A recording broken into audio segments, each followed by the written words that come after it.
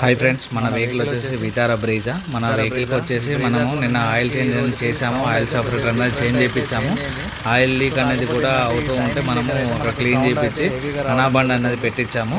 అది ఎక్కడైతే ఇక్కడ టైమింగ్ చేంజ్ దగ్గర ఎలాగైతే ఉందో అక్కడైతే మనం చేంజ్ చేయించాము. ఇప్పుడు మీరు చూసుకున్నట్టయితే ఇక్కడ సౌండ్ చూడండి, చాలా డిఫరెంట్గా ఉంటుంది. ఈ పైప్ కూడా కొత్తది వేయించాను నిన్న. మీరు చూడండి, సౌండ్ అబ్జర్వేషన్ చేయండి, మీకు ఎలా వస్తుందో చూడండి.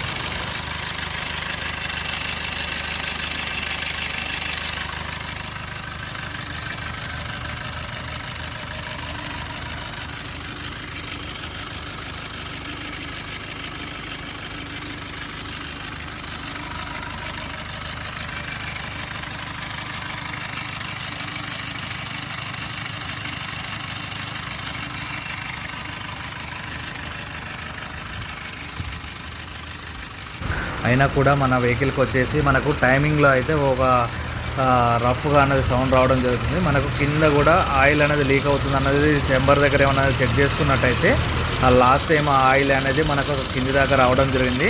నిన్న మనం డీజిల్ పెట్టి వాష్ చేసినప్పుడు ఆ ఆయిల్ అనేది మొత్తం కింది దాకా వచ్చేసింది. ఇక్కడ చూడండి, టైమింగ్ పక్కన చెంబర్ దగ్గర ఒక బ్లాక్ కలర్ కనబడుతుంది కదా, అక్కడ ఆయిల్ అనేది మనకు రావడం జరిగింది.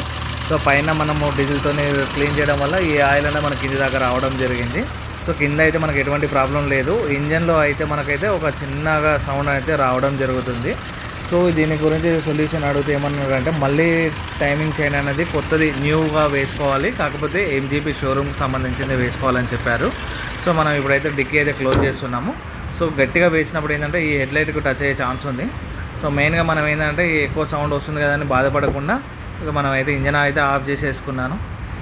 సో ఇది మరిన్ని వీడియోస్ కోసం, ఇంట్రెస్ట్ కోసం మన ఛానల్ని సబ్స్క్రైబ్ చేసుకోండి.